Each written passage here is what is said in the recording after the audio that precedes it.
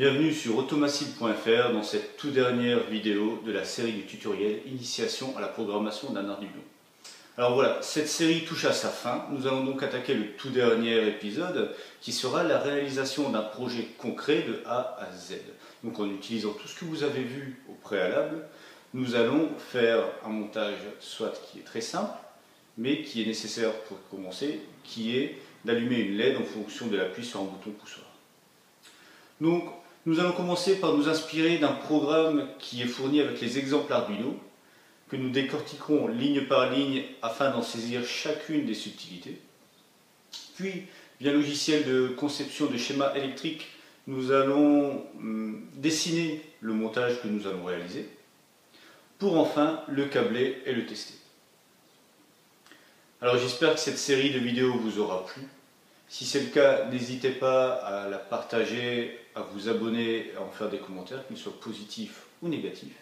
Et moi, je vous souhaite une agréable dernière vidéo. Nous allons découvrir notre premier programme. Donc ce n'est pas un programme que nous allons taper, nous allons utiliser un exemple plutôt simple. Donc dans Fichier, exemple 02 digital, nous allons prendre le programme Button. Donc dans tout programme bien tapé, sera décomposé en plusieurs parties. Donc une première partie que nous allons appeler documentation. Une deuxième partie qui sera l'initialisation des variables. Ensuite, vous aurez une fonction setup, qui est l'une des deux fonctions qui est indispensable pour tous les programmes Arduino. Une fonction loop, qui est la deuxième fonction indispensable. Et ensuite, vous aurez éventuellement des fonctions que vous rajouterez vous-même. Mais le programme de base, c'est ça, une documentation, initialisation des variables, setup, loop.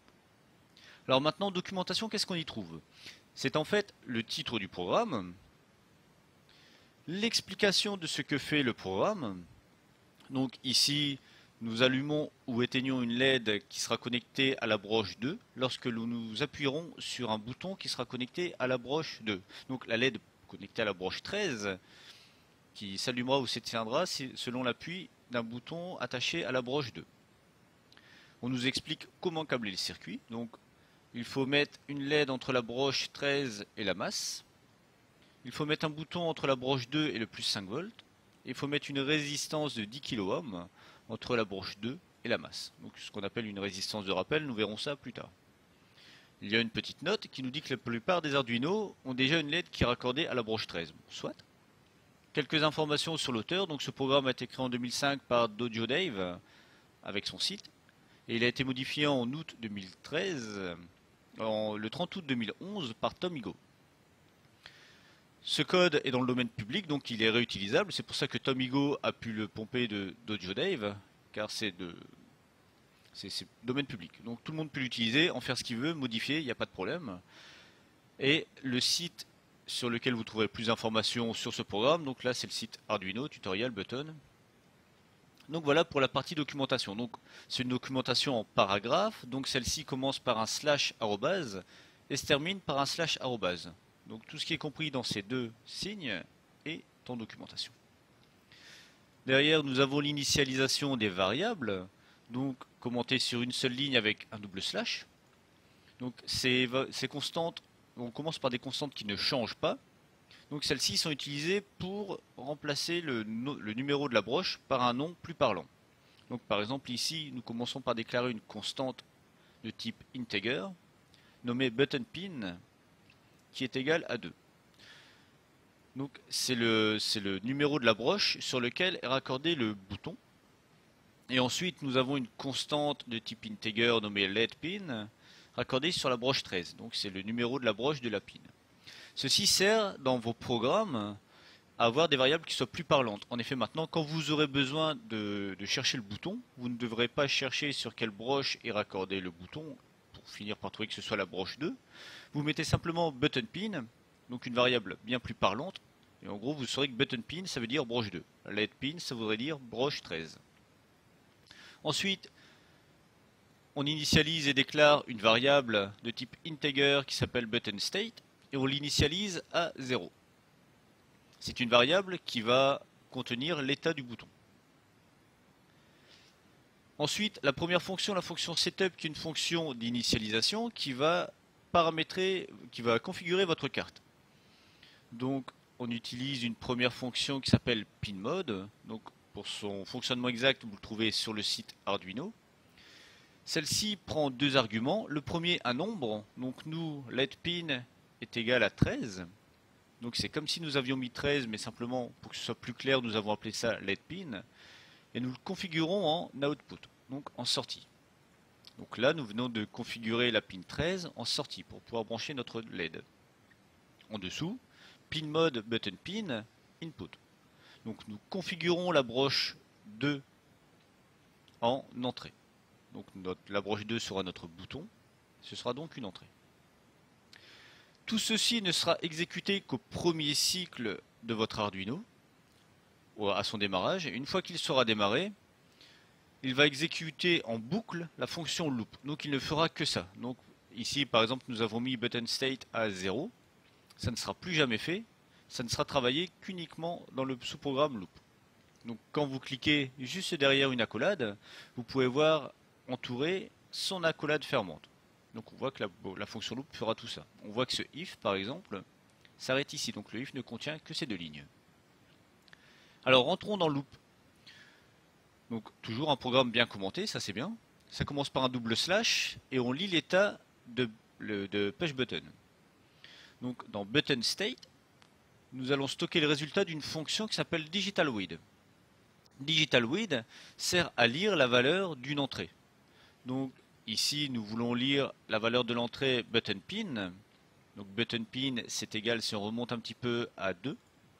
Donc c'est comme si nous avions mis digitalWeed 2.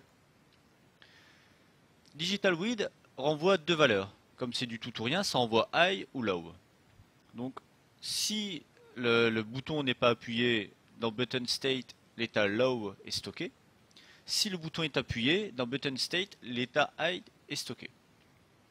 Ensuite, on arrive à un if, donc on vérifie si le bouton est pressé. S'il est pressé, dans ce cas, button state est égal à height. Donc, if button state, entre parenthèses, de point égal height, donc si button state est égal à height, donc si button state est appuyé, si le bouton est appuyé, dans ce cas, hop, commentaire, nous allumons la LED. Donc pour ça, nous utilisons une fonction qui s'appelle digitalWhite, qui prend deux paramètres, un nombre, donc ici 13, car LED pin est égal à 13, et un état high ou low. Donc ici nous le mettons à height, donc nous allumons. Donc nous allumons la borne 13, donc nous allumons la LED. Sinon, donc si button state n'est pas égal à height, donc comme c'est du tout ou rien, ça veut dire qu'il est égal à low, on éteint la LED. Donc digitalWhite, pour prendre la fonction, sur la borne 13, LED pin, nous l'éteignons, nous mettons à l'état low, donc nous éteignons la LED. Le programme est fini, il recommence. Et constamment, nous allons regarder l'état de l'entrée, stocker son état dans button state. Si button state est à l'état haut, on allume. Si il est à l'état bas, nous l'éteignons. Passons au câblage. Pour commencer, je vais vous présenter qu'est-ce qu'est une breadboard. Donc une breadboard, c'est une petite platine d'expérimentation qui a des bornes enfichables.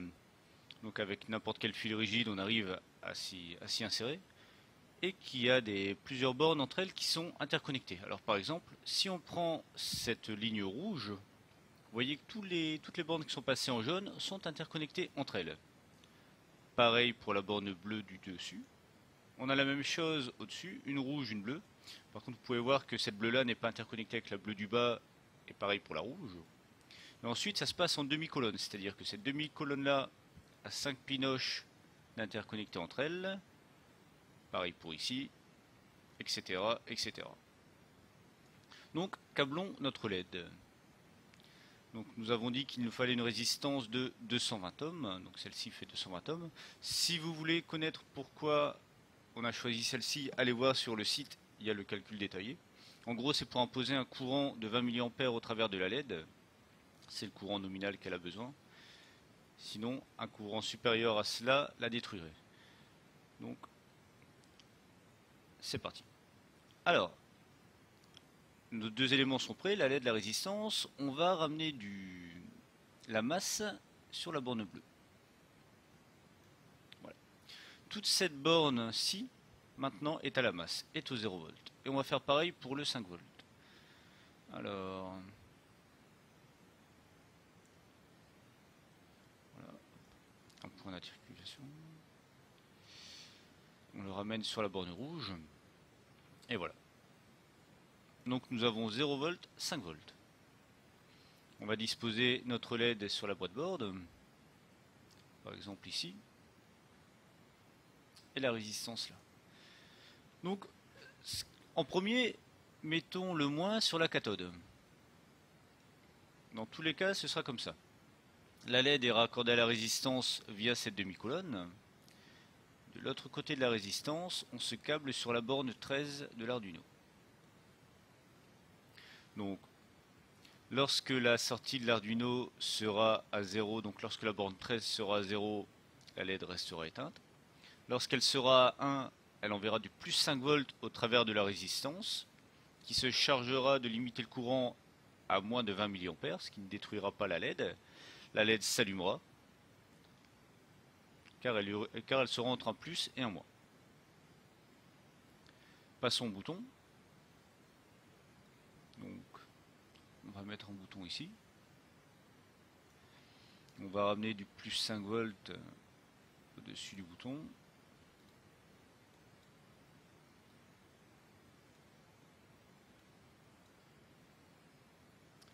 Et ce qui est en dessous du bouton, on va le ramener à la borne 2.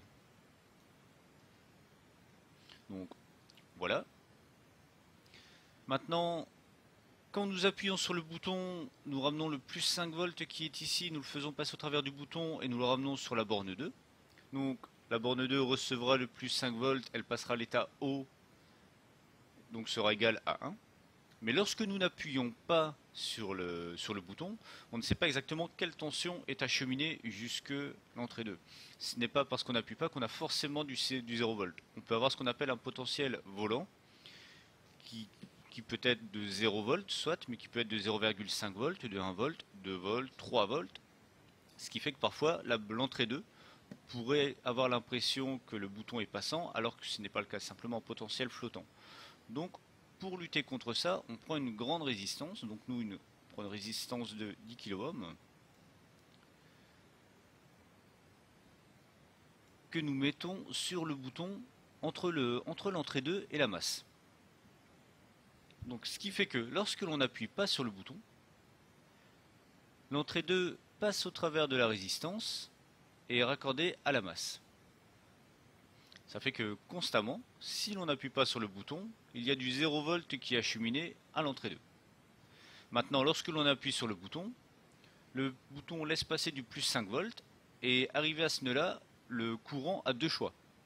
Soit partir à la borne 2 via un fil, donc qui a une résistance équivalente à 0 ohm, ou partir à la masse par la résistance qui fait 10 kΩ.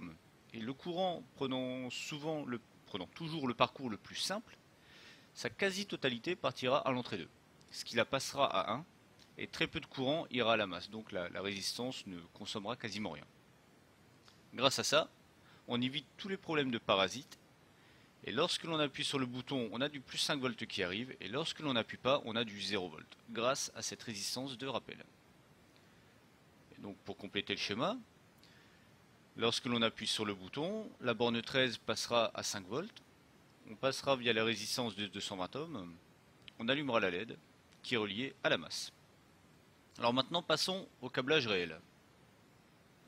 Donc voici ma platine de test. Donc pour vous la présenter rapidement, elle est composée de plusieurs boutons poussoirs, des commutateurs à position fixe, résistance potentiométrique, condensateur potentiométrique, des LED et divers éléments. Donc ce que l'on va utiliser, nous, ce sont les boutons poussoirs et les LED. Donc je vais disposer mon Arduino avec le programme chargé au préalable. Ce que je vais commencer par faire, c'est raccorder ma masse et mon plus 5 volts aux barres de connexion. Donc je prends ma masse que je ramène sur ma boîte board sur cette ligne de connexion. Je prends mon plus 5 volts que je ramène aussi à ma barrette de connexion. Donc là, sur toute cette ligne-là, j'aurai ma masse, donc mon 0 volt, et sur cette première borne-là, j'aurai mon plus 5 volts. Alors je vais commencer par le bouton. Donc le bouton, on avait dit qu'il fallait une résistance de 10 kΩ qui soit branchée entre lui et la masse constamment. Alors, la borne 2, et je vais la ramener ici. Donc c'est mon bouton qui arrive ici. Une résistance de 10 kΩ, donc marron, noir, orange, entre ce même bouton et la masse.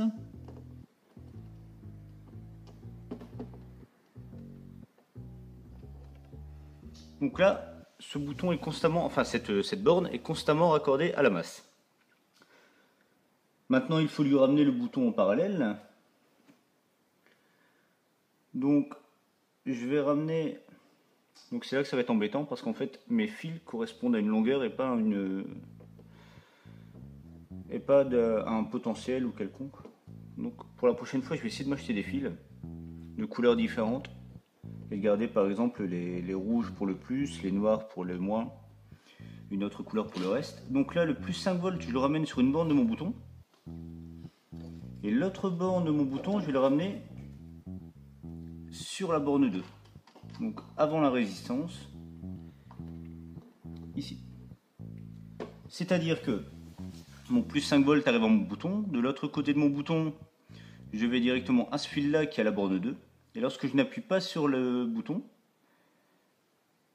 c'est la masse qui va être reliée à la borne 2 via la résistance très grande de 10 kΩ.